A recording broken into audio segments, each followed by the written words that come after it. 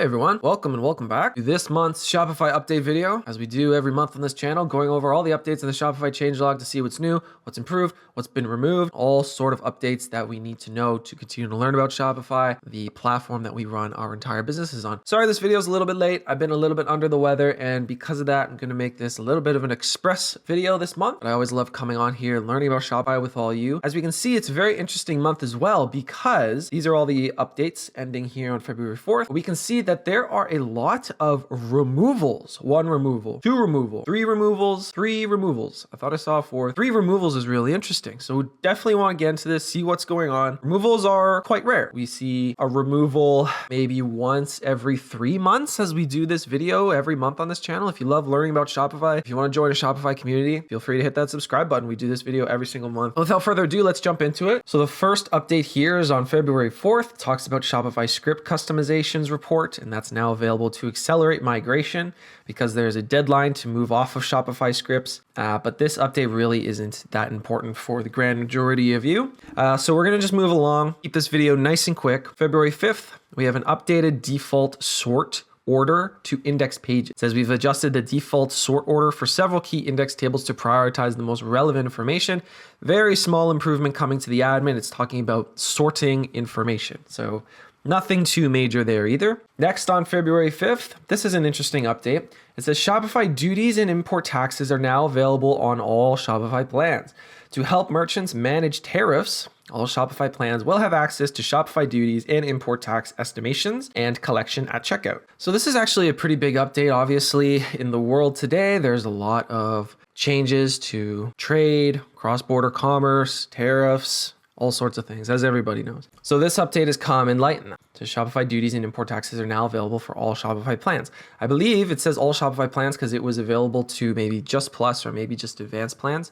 But now if you go to your settings and then you go to your tax settings, it says taxes and duties. And then when you open up your tax settings, there's the normal tax settings. And then if you scroll down, there's a section about import duties, Shopify duties, in which you can click turn on. And then there's a lot more options per product, per country, and a lot more stuff specific to your individual businesses. It says on February 2nd, 2025, Shopify enabled merchants on all Shopify plans to access Shopify duties and import taxes calculation. A feature previously requiring merchants to be on the advanced Shopify or Shopify Plus plans. There you go. So Shopify duties plus import tax is a feature that allows merchants to display and collect duties plus import taxes at the point of sale during checkout, which provides a lot clearer costs information to customers, ensures transparency about the total cost of the purchases, including any import fees. It also says that Shopify's temporarily reduced this price is 0.5% transaction fee applies to orders that have duties and import taxes calculated at checkout in stores. And then it also says transaction fees aren't charged in the following cases. If it's an order that's shipped between EU member countries, if it's an order that are shipped to the same country or region where the store is located, or abandoned checkouts, then there are a couple ways you can manage and calculate using some of these options here. It's a big deal, obviously. It changes a lot of things. It changes pricing, it changes customer convenience, it changes the checkout process, it changes the conversion rate. With all these major changes happening in the world and cross-border commerce and where products are originating from and where they're coming from, where they're being sold from, it's a big deal. We can see Shopify is actively adding some features for that, but again, very, very specific to individual businesses. Okay, we have our first removal February 10th. So we have a feature here that's been removed. And this is why it's very interesting to learn about Shopify in this way, because we can see the new things being added, the new improvements, and then of course the removal. Here's the first removal of the month: MetaPay deprecation on Shopify payments. MetaPay is no longer available as an accelerated checkout option. All it says here is that MetaPay is now removed as an accelerated checkout option. Customers will not be able to use MetaPay to make purchases on Shopify store, but you will still be able to view and report on historical transactions made using MetaPay for taxes, for finances, for accounting, and these. A straightforward update, but a pretty big deal. So let's talk about Shopify Payments. Shopify Payments is Shopify's in-house payment gateway. MetaPay is a payment method and an accelerated payment method found within the Shopify Payments payment gateway. So if you have Shopify payments or any payment gateway, you go to your payment settings, and then usually there's a bunch of toggle switches on and off for all of the payment methods that are offered within the payment gateway. MetaPay was one of them. It is now being deprecated, so that option is going to be removed. This update here on February 11th is just about Collective, a little small improvement. We see Collective updates to the Collective merchants and the suppliers every month. This update just says the Collective merchants can now search and sort in their connections table. Retailers and suppliers can now use basic search and sort tools to navigate their growing list of connections.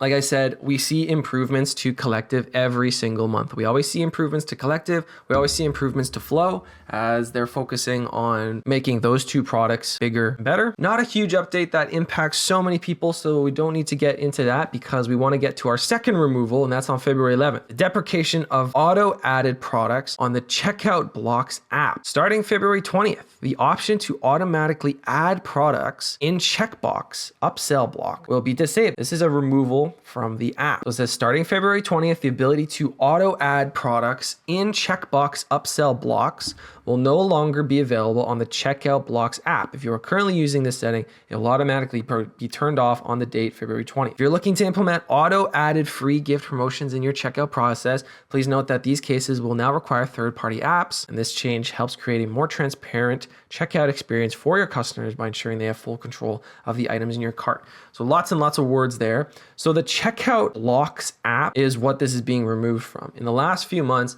Shopify has actually made a significant change, giving a lot of merchants a lot of ability to edit their checkout. This is a big deal because for the longest time, you could not edit anything on your checkout page. Only Plus stores could do that. Maybe advanced stores could do that, just to ensure that the checkout works and is not very customized to ensure a smooth financial transaction, right? In the last few months, Shopify has changed this. They've been giving a lot more power to merchants on all plans to edit their checkout a little bit. And one of the ways that they do that is through this app called Checkout Blocks. Sort of like the theme editor, it just adds certain areas to your checkout. But the update here is talking about the auto add products in checkbox upsell block. So the feature is called auto add products in the checkbox upsell block, which can be added or enabled through the block. That is now being disabled and completely removed. This is an interesting one here on February 12th. It says improved privacy features simplify your path to compliance. Merchants using the Shopify's cookie banner can let customers update their consent preferences anytime and display the banner on checkout. Additionally, data sale opt out now includes more US states. So this is coming in the wake of the new internet today. Lots of consent preferences, lot of cookie banners, and then this varies very drastically depending on which country you're in. If you're in North America, there's a lot of laws around that. If you're in the EU, it's completely different. And a few months ago, Shopify added a new feature, and that was the Shopify's cookie banner. And so if you go to your settings, there is a new privacy and data collection setting in which you can turn on and customize things like a cookie banner and these preferences. But it says now to help merchants selling in Europe build trust with customers, stay compliant with privacy regulations, and protect themselves from legal risks, we're introducing new privacy features and adjustable consent preferences in the cookie banner. A cookie banner at the checkout, because the cookie banner was usually just presented when the person first lands on the site, and then their options are selected, and then the cookies remember that. Now it's on the checkout as well. And then the data sale opt-out. Data sale opt-out automation has been updated to include US states with laws effective January 1st, 2025. So we see this updating, we see this improving. Data collection of customers is a very hot topic in today's internet age.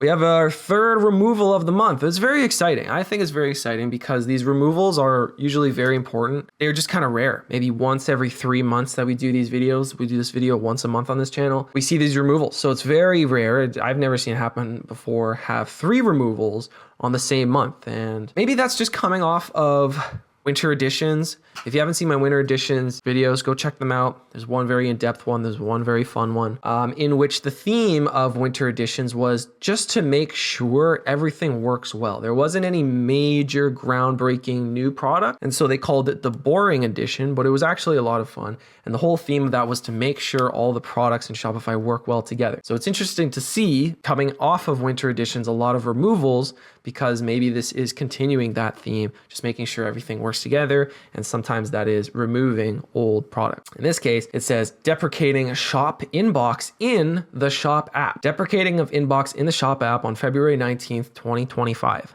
So it says the inbox in the Shop app will be discontinued. Shop app users will no longer be able to chat directly with merchants through the Shop app. Merchants will no longer see the options to use Shop Chat in Shopify Inbox sales channel. And then additionally, merchants will not be able to access existing chats with customers initiated in the Shop app. However, they will have continued access to chats with customers initiated in their online store.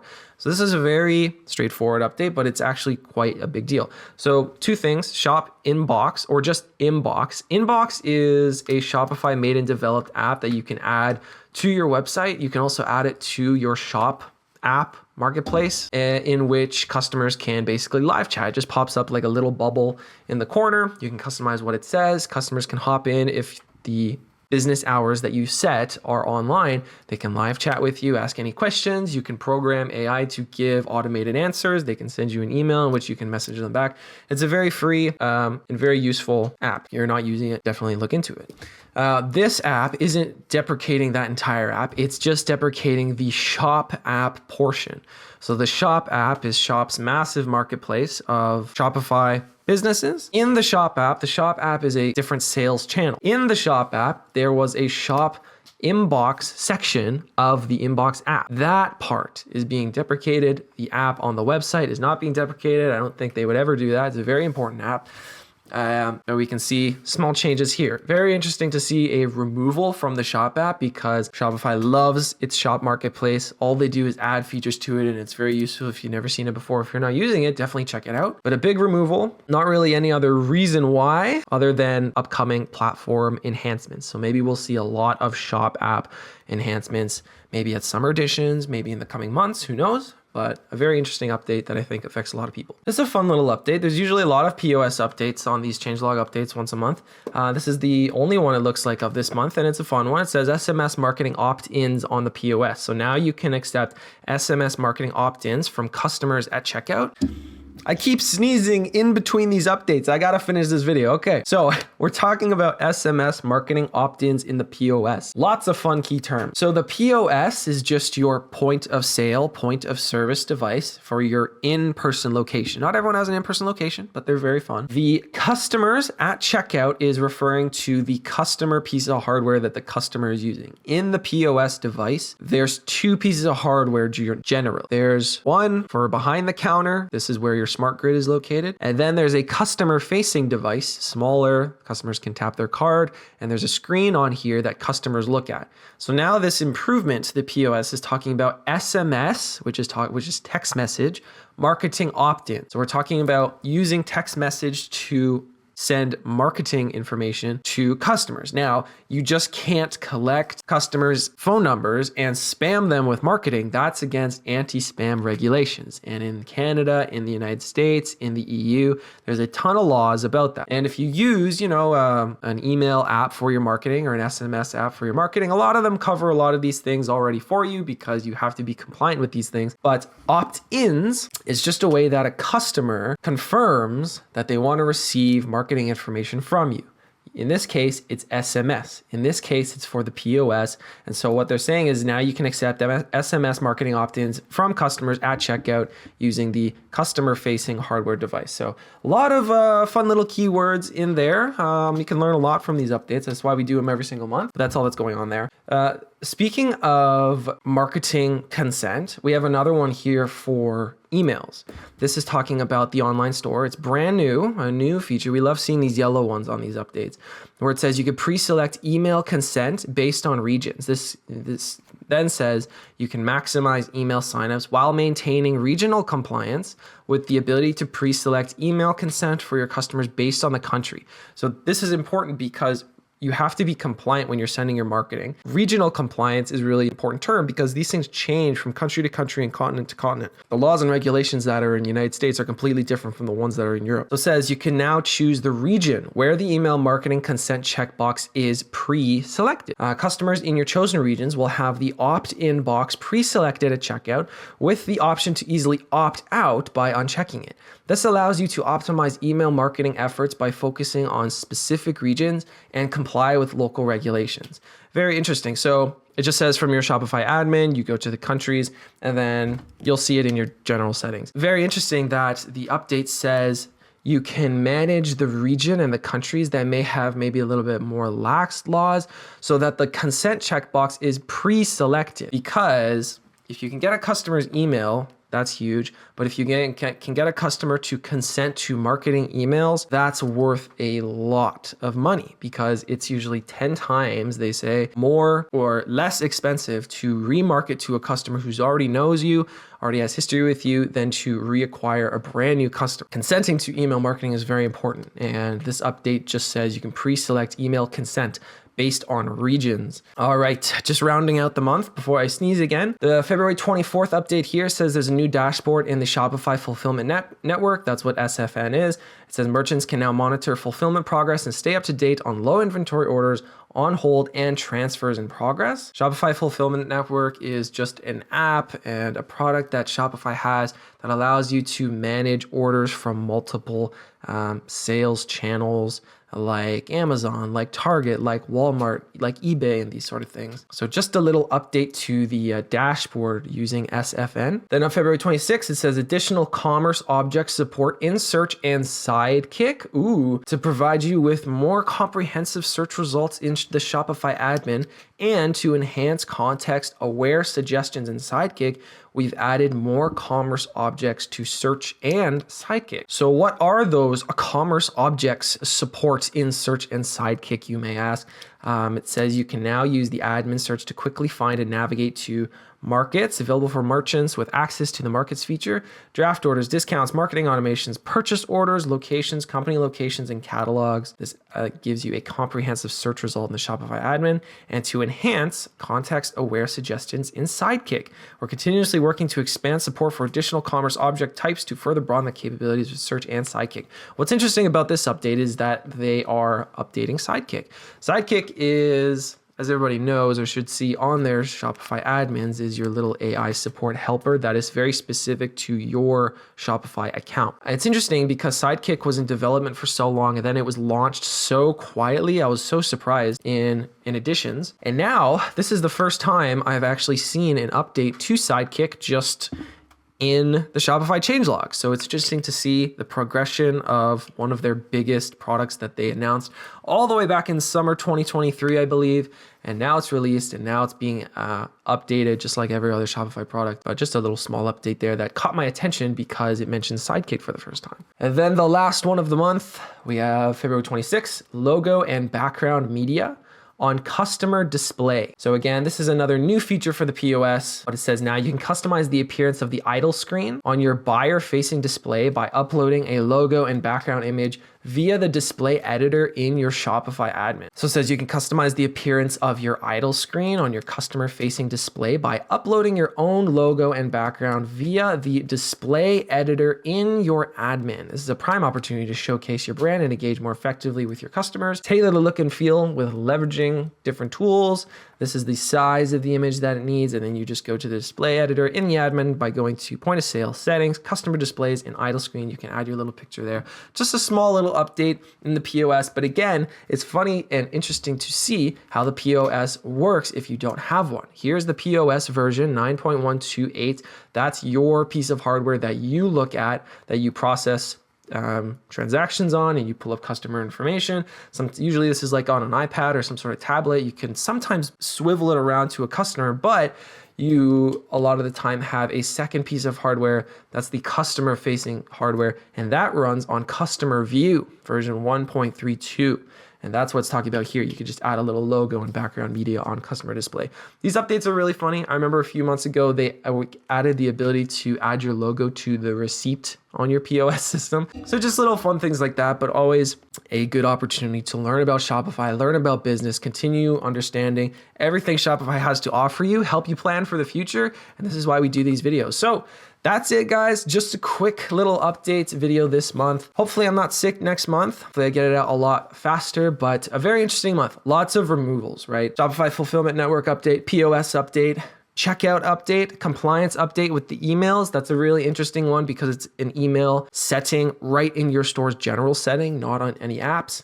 We have the removal for the shop inbox portion of the inbox app in the shop app. We have some privacy feature improvements. We have the deprecation of a checkout block feature in the checkout block app. We have some deprecations in terms of payment methods, which we haven't seen in a long time.